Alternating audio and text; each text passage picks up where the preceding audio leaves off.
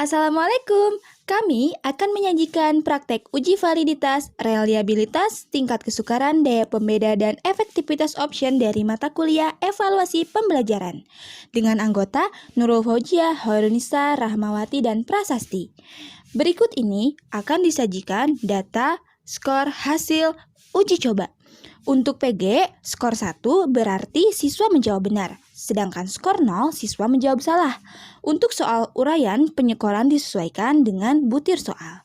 Untuk jumlah berarti jumlah PG dan soal uraian. Nah, di sini ada data skor nilai ulangan harian, ini digunakan untuk nilai pembanding. Di sini ada klasifikasi validitas. 0,8 sampai 1 berarti validitas sangat tinggi, 0,6 sampai 0,8 validitas tinggi, 0,4 sampai 0,6 validitas cukup, 0,2 sampai 0,4 validitas rendah, 0,0 sampai 0,2 validitas sangat rendah, dan 0 tidak valid. Langkah yang harus dilakukan menurut Maulana tahun 2020 halaman 2, pertama, menguji normalitas setiap soal, 2. Menguji normalitas skor keseluruhan, 3. Menguji normalitas data nilai ulangan harian, 4. Melakukan uji korelasi, jika normal maka digunakan rumus produk momen dari Pearson, 5. Namun jika normalitas tak terpenuhi maka menggunakan rumus Rowe dari Spearman. Pertama, kita lakukan uji normalitas terlebih dahulu. Buka SPSS, kemudian pada name, masukkan nama, PG1,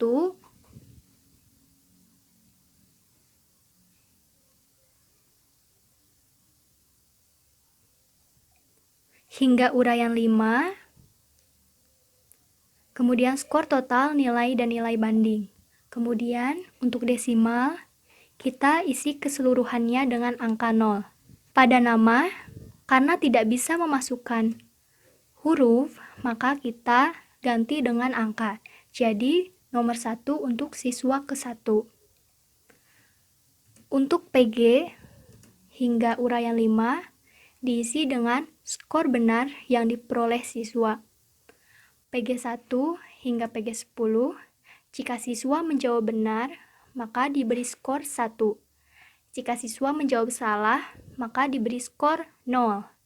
Kemudian, untuk uraian 1 hingga uraian 5, skor mengikuti bobot soalnya sendiri. Untuk skor total, merupakan jumlah skor yang diperoleh siswa dari keseluruhan butir soal, baik PG maupun uraian. Untuk nilai, merupakan pengolahan dari skor total, di mana skor total atau skor yang diperoleh siswa dibagi skor keseluruhan dikali 100. Untuk nilai banding merupakan nilai rata-rata ulangan harian siswa yang dijadikan sebagai perbandingan nilai. Kemudian, klik Analyze. Lalu, klik Descriptive Statistic, kemudian Explore. Lalu, masukkan keseluruhan kecuali nama, dimulai dari PG1 hingga skor total, nilai, dan nilai banding ke dependent list.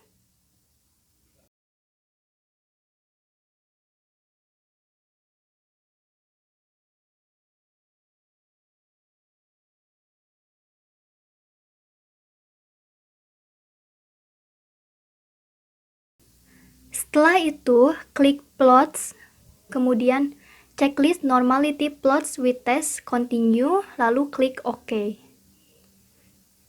Kita tunggu hasilnya.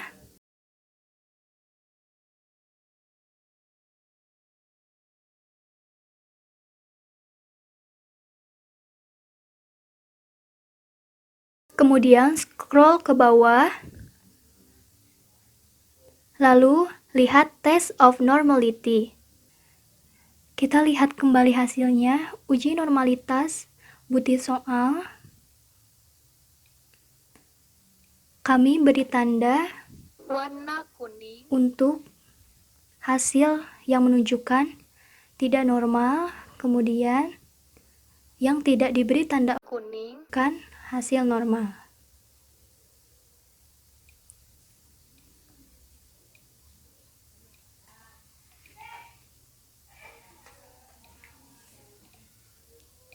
Uji normalitas menggunakan Shapiro-Wilk karena jumlah sampel yang diuji kurang dari 50 orang. Berdasarkan hasil uji normalitas pada tabel tersebut, diketahui bahwa seluruh butir soal memiliki nilai peluang sig hasil uji yang kurang dari A sama dengan 0,05. Itu artinya untuk seluruh butir soal, pengujian korelasi menggunakan kaidah non-parametrik berupa rumus Roh dari Spearman. Sementara untuk item lainnya digunakan kaidah parametrik, yaitu rumus produk moment dari Pearson. Kita bisa lihat ya, untuk nilai, skor total, dan nilai banding itu menunjukkan uji normalitas yang normal. Selanjutnya, akan dilakukan pengujian korelasi antara nilai hasil uji coba dengan nilai rata-rata ulangan harian sebagai pembanding. Klik Analyze, kemudian klik Correlate, kemudian klik Bivariate.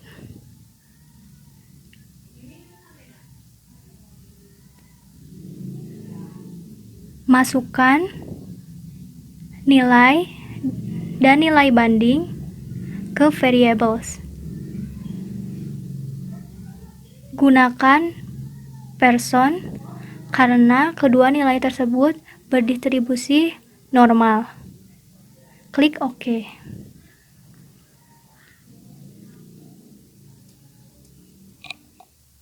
Berdasarkan hasil pengujian, diperoleh bahwa nilai koefisien korelasi sebesar R sama dengan 0,317 dan nilai peluang atau sig-nya sama dengan 0,088. Karena nilai sig sama dengan 0,088 lebih dari 0,05, maka dapat dikatakan bahwa tidak terdapat korelasi yang signifikan.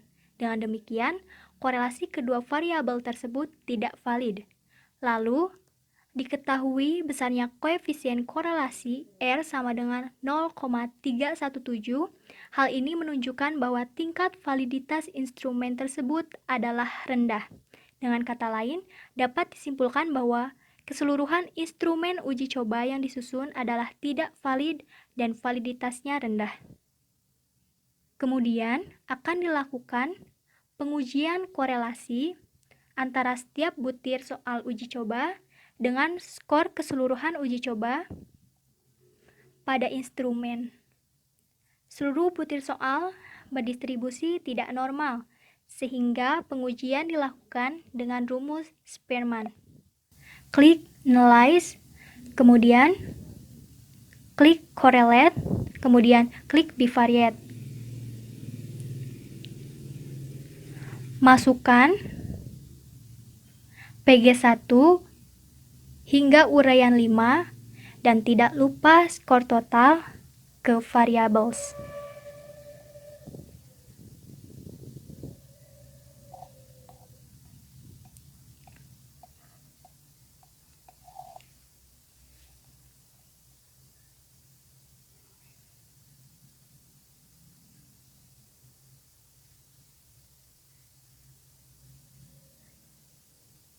Karena berdistribusi tidak normal, maka digunakan Spearman. Kemudian klik OK. Bisa kita lihat hasilnya. Kita lihat di paling sebelah kanan di skor total.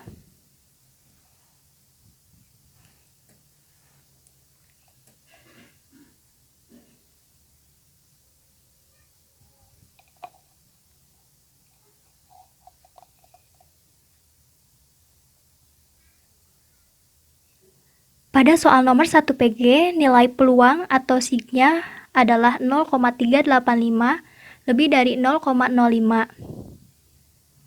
Yang berarti soal ini tidak valid. Kemudian dengan adanya nilai koefisien korelasi R sama dengan negatif 0,164 ini berarti bahwa validitas soal nomor 1 PG tidak valid. Kemudian pada soal nomor 2 PG, nilai peluang atau signya 0,222 lebih besar dari 0,05 yang berarti soal ini tidak valid. Kemudian, dengan adanya nilai koefisien korelasi R sama dengan 0,230, ini berarti bahwa validitas soal nomor 2 PG rendah. Pada soal nomor 3 PG, nilai peluang atau signya 0,492 atau lebih besar dari 0,05 yang berarti soal ini tidak valid. Kemudian, dengan adanya nilai koefisien korelasi R sama dengan negatif 0,131, ini berarti bahwa validitas soal nomor 3 PG tidak valid. Pada soal nomor 4 PG, nilai peluang atau signya 0,259 lebih besar dari 0,05, yang berarti soal ini tidak valid. Kemudian, dengan adanya nilai koefisien korelasi R sama dengan 0,213, ini berarti bahwa validitas soal nomor 4 PG rendah. Pada soal nomor 5 PG, nilai peluang atau signya 0,163 lebih besar dari 0,05, yang berarti soal ini tidak valid. Kemudian, dengan adanya nilai koefisien korelasi R sama dengan 0,261, ini berarti bahwa validitas soal nomor 5 PG rendah. Pada soal nomor 6 PG, nilai peluang atau signya 0,799 lebih besar dari 0,05, yang berarti soal ini tidak valid. Kemudian, dengan adanya nilai koefisien korelasi R sama dengan 0,049, ini berarti bahwa validitas soal nomor 6 PG sangat rendah. Pada soal nomor 7 PG, nilai peluang atau signya 0,009 kurang dari 0,05, yang berarti soal ini valid. Kemudian, dengan adanya nilai koefisien korelasi R sama dengan 0,471, ini berarti bahwa validitas soal nomor 7 PG adalah cukup. Pada soal nomor 8 PG, nilai peluang atau signya 0,899 lebih besar dari 0,05, yang berarti soal ini tidak valid. Kemudian, dengan adanya nilai koefisien korelasi R sama dengan negatif 0,024, ini berarti bahwa validitas soal nomor 8 PG tidak valid. Pada soal nomor 9 PG, nilai peluang atau signya 0,013 kurang dari 0,05, yang berarti soal ini valid. Kemudian, dengan adanya nilai koefisien korelasi R sama dengan 0,446, ini berarti bahwa validitas soal nomor 9 PG adalah cukup. Pada soal nomor 10 PG, nilai peluang atau signya 0,281 lebih besar dari 0,05, yang berarti soal ini tidak valid. Kemudian, dengan adanya nilai koefisien korelasi R sama dengan 0,204, ini berarti bahwa validitas soal nomor 10 PG rendah. Pada soal nomor 1 uraian, nilai peluang atau signya 0,045 kurang dari 0,05, yang berarti soal ini valid. Kemudian, dengan adanya nilai koefisien korelasi R sama dengan 0,349, ini berarti bahwa validitas soal nomor 1 uraian rendah. Pada soal nomor 2 uraian, nilai peluang atau signya 0,028 kurang dari 0,05, yang berarti soal ini valid. Kemudian, dengan adanya nilai koefisien korelasi R sama dengan 0,402, ini berarti bahwa validitas soal nomor 2 uraian adalah cukup. Pada soal nomor 3 uraian, nilai peluang atau signya 0,000 kurang dari 0,05, yang berarti soal ini valid. Kemudian, dengan adanya nilai koefisien korelasi R sama dengan 0,735, ini berarti bahwa validitas soal nomor 3 uraian tinggi. Pada soal nomor 4 uraian, nilai peluang atau signya 0,011 kurang dari 0,05, yang berarti soal ini valid. Kemudian, dengan adanya nilai koefisien korelasi R sama dengan 0,460, ini berarti bahwa validitas soal nomor 4 uraian cukup. Pada soal nomor 5 uraian, nilai peluang atau signya 0,564 lebih dari 0,05, yang berarti soal ini tidak valid. Kemudian, dengan adanya nilai koefisien korelasi R sama dengan 0,110, ini berarti bahwa validitas soal nomor 5 uraian sangat rendah. Selanjutnya, kita akan melakukan uji reliabilitas. Nah, masuk dulu ke dalam aplikasi SPSS, lalu kita klik Analyze.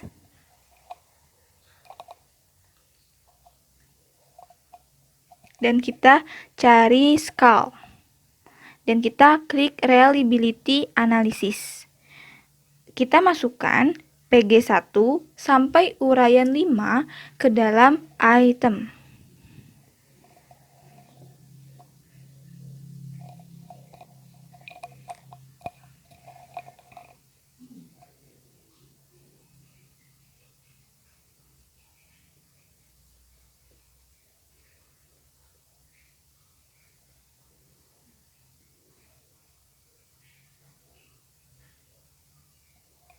Selanjutnya kita klik alpha di model dan kita klik OK. Nah, sudah terlihat hasil dari uji reliabilitasnya.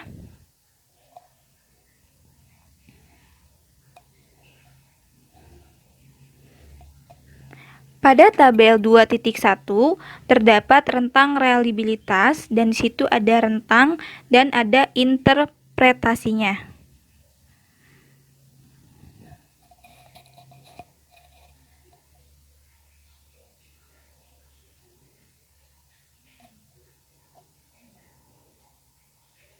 Berdasarkan tabel di atas, diperoleh informasi bahwa koefisien reliabilitas Cronbach alpha untuk 15 nomor N sama dengan 15 soal uji coba berbentuk soal pilihan ganda dan uraian adalah sebesar RCA sama dengan 0,359.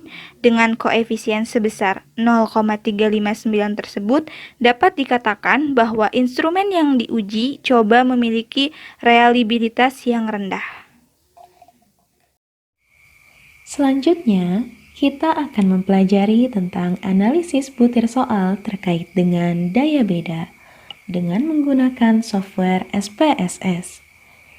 Di sini kita sudah memiliki data dengan 30 responden. Langkah untuk menguji daya beda adalah: pertama, pilih menu Analyze, kemudian pilih Scale, dan klik Reliability Analysis. Kemudian, pindahkan pada kolom Items, kecuali jumlah, karena jumlah tidak termasuk. Kita pilih model alpha atau Cronbach alpha. Kemudian kita klik menu Statistics. Pada kolom Descriptive Score, kita centang menu Item, Scale, dan Scale if item deleted. Kemudian klik Continue dan OK. Kemudian akan muncul output seperti ini. Nah, seperti ini. Kita geser ke bawah. Kita bisa lihat untuk nilai reliabilitasnya pada Cronbach alpha yaitu bernilai sebesar 0,359. Kita geser lagi ke bawah. kita bisa lihat tabel yang berjudul Item Total Statistics. Kita fokus pada kolom atau bagian Corrected Item Total Correlation. Untuk klasifikasi atau skala beda, untuk nilai di rentang kurang dari 0,20 memiliki interpretasi bahwa butir item yang bersangkutan daya pembedanya lemah sekali atau jelek. Untuk nilai di rentang 0,20 sampai 0,40 memiliki interpretasi butir item yang bersangkutan telah memiliki daya pembeda yang cukup atau sedang. Untuk nilai di rentang 0,40 sampai 0,70 memiliki interpretasi bahwa butir item yang bersangkutan telah memiliki daya pembeda yang baik. Untuk nilai di rentang 0,70 sampai 1 memiliki interpretasi bahwa butir item yang bersangkutan telah memiliki daya pembeda yang baik sekali. Untuk nilai yang bertanda negatif memiliki interpretasi bahwa butir item yang bersangkutan daya pembedanya negatif atau jelek sekali. Kita bisa lihat pada soal pilihan ganda nomor 1, nomor 2, nomor 3, nomor 6, nomor 8, dan juga soal uraian nomor 5 bertanda negatif. Itu artinya butir item yang bersangkutan daya pembedanya negatif atau jelek sekali. Untuk pilihan ganda nomor 4, daya pembedanya bernilai sebesar 0,147, yang artinya butir item yang bersangkutan daya pembedanya lemah sekali. Untuk soal pilihan ganda nomor 5, bernilai sebesar 0,251, yang artinya butir item yang bersangkutan telah memiliki daya pembeda yang cukup atau sedang. Untuk soal pilihan ganda nomor 7 bernilai sebesar 0,309, yang masuk dalam kategori butir item yang bersangkutan telah memiliki daya pembeda yang cukup atau sedang. Untuk soal pilihan ganda nomor 9, daya pembedanya bernilai sebesar 0,274, yang artinya butir item yang bersangkutan telah memiliki daya pembeda yang cukup atau sedang. Untuk soal pilihan ganda nomor 10, bernilai sebesar 0,000, yang artinya butir item yang bersangkutan daya pembedanya lemah sekali. Untuk soal uraian nomor 1, memiliki daya beda dengan nilai 0,192, yang artinya butir item yang bersangkutan daya pembedanya lemah sekali. Untuk soal uraian nomor 2, memiliki daya pembeda dengan nilai 0,191, yang artinya butir item yang bersangkutan daya pembedanya lemah sekali. Untuk soal uraian nomor 3, memiliki daya beda dengan nilai 0,368, yang artinya butir item yang bersangkutan telah memiliki daya pembeda yang cukup atau sedang. Untuk soal uraian nomor 4, memiliki daya pembeda dengan nilai 0,329, yang artinya butir item yang bersangkutan telah memiliki daya pembeda yang cukup atau sedang. Untuk di rentang 0 sampai 0,20 juga yang bertanda negatif, soal ditolak. Untuk di rentang 0,20 sampai 0,29, soal diperbaiki. Untuk di rentang 0,30 sampai 0,39 soal diterima dan diperbaiki. Untuk di rentang 0,40 sampai 1 soal baik. Itu artinya soal pilihan ganda nomor 1, 2, 3, 4, 6, 8, dan 10 juga soal uraian nomor 1, 2, dan 5 soal ditolak. Untuk soal pilihan ganda nomor 5 dan 9 soal diperbaiki. Untuk soal pilihan ganda nomor 7, juga uraian nomor 3 dan 4, soal diterima dan diperbaiki.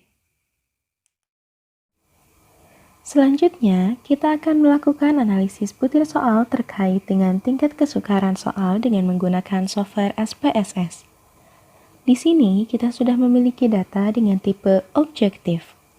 Langkah untuk menguji tingkat kesukaran yaitu, pertama, pilih menu Analyze, kemudian pilih Descriptive Statistics, klik Frequencies, Kemudian, masukkan semua item soal atau pertanyaan ke dalam kolom variabel,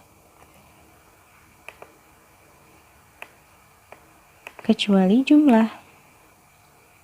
Kemudian, klik Statistics dan centang pada bagian min. Karena untuk tingkat kesukaran, kita akan melihatnya dari rata-rata tiap pertanyaan atau butir soal. Setelah itu, klik Continue dan OK. Nah, nantinya akan muncul output seperti ini. Kita lihat pada tabel Statistics.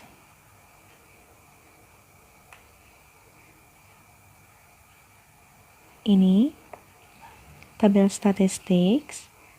Kita fokus pada bagian min. Ini menunjukkan tingkat kesukaran pada tiap butir soalnya. Kriteria tingkat kesukaran 0,00 sampai 0,30 tergolong kategori sukar. 0,31 sampai 0,70 tergolong kategori sedang. 0,70 sampai 1 tergolong kategori mudah. Pilihan ganda nomor 1 didapatkan nilai sebesar 0,93, di mana kategori tersebut tergolong mudah. Selanjutnya, untuk soal nomor 2 didapatkan nilai sebesar 0,87, di mana kategori tersebut tergolong mudah. Untuk soal nomor 3 didapatkan nilai min sebesar 0,97, termasuk kategori mudah. Untuk soal nomor 4 didapatkan nilai min sebesar 0,87, sehingga kategorinya mudah. Untuk soal nomor 5 didapatkan nilai min sebesar 0,97, sehingga kategorinya mudah. Untuk soal nomor 6 didapatkan nilai min sebesar 0,73, sehingga termasuk dalam kategori mudah. Untuk soal nomor 7 didapatkan nilai min yaitu sebesar 0,77, sehingga kategorinya mudah. Untuk soal nomor 8 didapatkan nilai min sebesar 0,37, sehingga kategorinya sedang.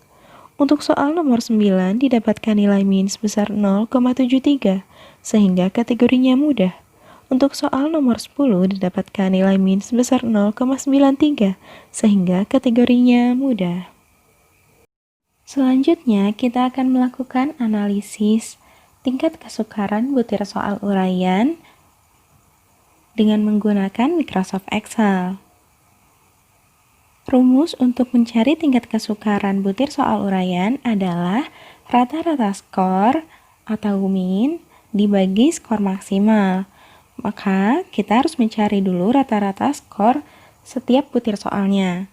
Caranya adalah dengan ketik sama dengan average, kurung buka, kemudian kita blok jawaban soal pertama dari siswa pertama hingga siswa terakhir. Kemudian klik enter, maka akan muncul nilainya. Seperti ini. Untuk melihat nilai rata-rata skor soal butir soal lainnya, kita tinggal drag saja ke samping kanan. Nah, otomatis akan muncul dengan sendirinya. Kemudian di sini kami menentukan skor maksimalnya adalah 3. Seperti yang sudah saya sampaikan, untuk mencari tingkat kesukaran adalah rata-rata skor dibagi skor maksimal.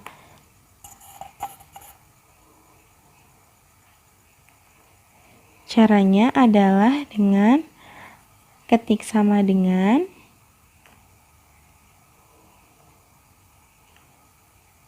rata-rata skor soal pertama dibagi skor maksimal. Kemudian klik enter. Kemudian drag ke kanan. Nah, akan muncul langsung nilainya seperti ini. Nah, untuk menentukan kriterianya dengan cara ketik sama dengan if atau jika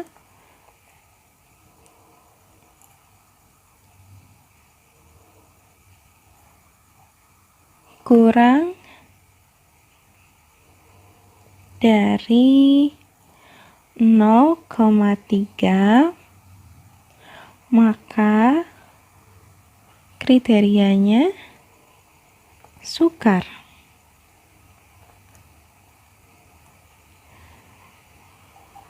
Dan jika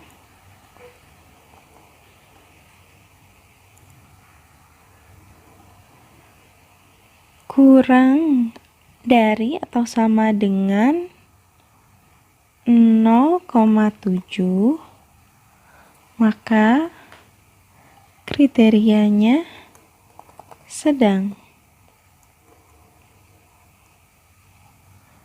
Jika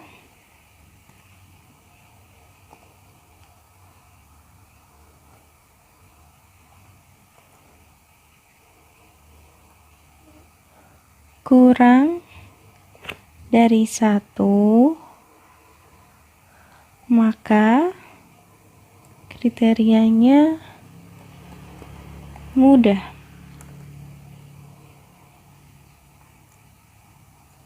Kemudian klik enter.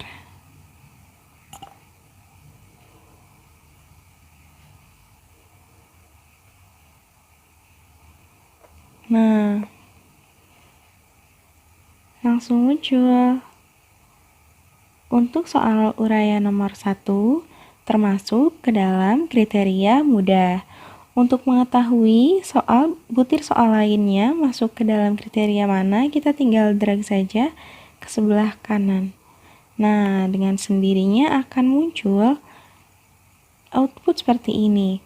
Soal nomor 1 tergolong dalam kriteria yang mudah, soal nomor 2 sukar, soal nomor 3 sedang, soal nomor 4 mudah, dan soal nomor 5 sedang. Teman-teman, selanjutnya kita akan menguji efektivitas option. Untuk mengetahui efektivitas option, maka yang pertama dilakukan adalah menentukan 27% kelompok atas dan kelompok bawah dari 30 orang sebagai sampel. Sehingga masing-masing kelompok dibulatkan sebanyak 8 orang. Kelompok atas diambil dari 8 orang siswa yang memperoleh skor tertinggi dan kelompok bawah diambil dari 8 orang siswa yang memperoleh skor terendah. Setelah itu, buat tabel penyebaran pilihan kelompok atas dan kelompok bawah. Sebagai contoh, untuk nomor 1 PG, kelompok atas yang memilih option A 0, option B 8 orang, option C 0, option D 0, dan omit 0. Kelompok bawah, option A 0, option B 7 orang, option C 0, dan option D 1 orang, omit 0. Omit adalah peserta tes yang mengabaikan option atau tidak memilih. Berdasarkan tabel di atas, dapat diuji efektivitasnya sebagai berikut. Sebagai contoh, kita ambil nomor 1 PG, di mana option kuncinya adalah B. Di sana terdapat rumus, 15 didapat dari jumlah siswa yang menjawab option kunci kelompok atas dan kelompok bawah, dibagi 16. 16 didapat dari jumlah seluruh siswa kelompok atas dan kelompok bawah, dikali 100% sama dengan 93,75%. 93,75% lebih besar dari 25% dan lebih besar pula dari 75%. Siswa yang menjawab option kunci kelompok atas lebih besar dari siswa yang menjawab option kunci kelompok bawah, sehingga 8 lebih besar dari 7. Option kunci kurang efektif karena hanya memenuhi satu kriteria. Jumlah pemilih kelompok atas lebih banyak daripada jumlah pemilih kelompok bawah, yang berarti itu memenuhi kriteria pertama Namun, pada kriteria kedua tidak terpenuhi karena jumlah pemilih kelompok atas dan kelompok bawah lebih dari 0,25, namun tidak kurang dari 0,75.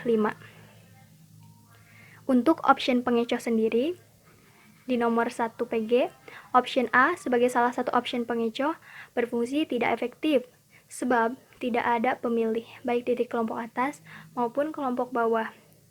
0 orang, yang artinya kurang dari 5% dikali 16 sama dengan 0,8. Untuk option C sebagai salah satu option pengecoh berfungsi tidak efektif sebab tidak ada pemilih baik dari kelompok atas maupun kelompok bawah. 0 orang, yang artinya kurang dari 5% dikali 16 sama dengan 0,8.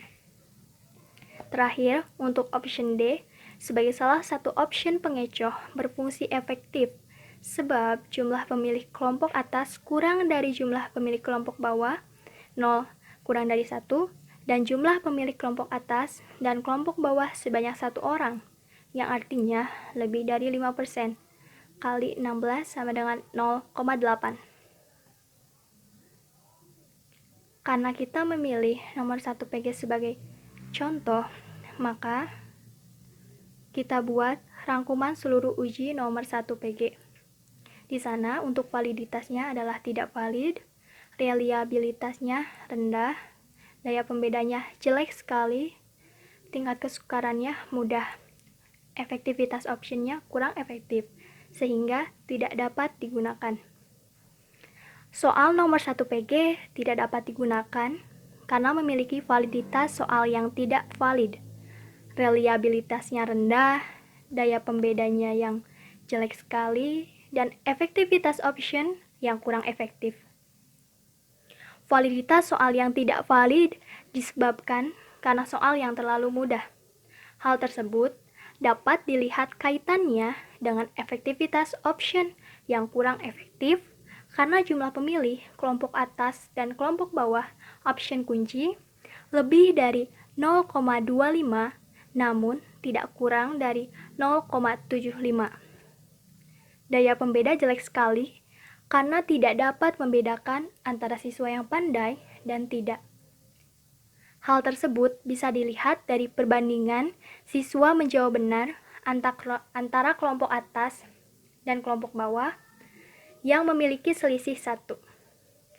Reliabilitasnya yang rendah dapat disebabkan karena situasi dan kondisi berlangsungnya tes yang kurang kondusif akibat pandemi.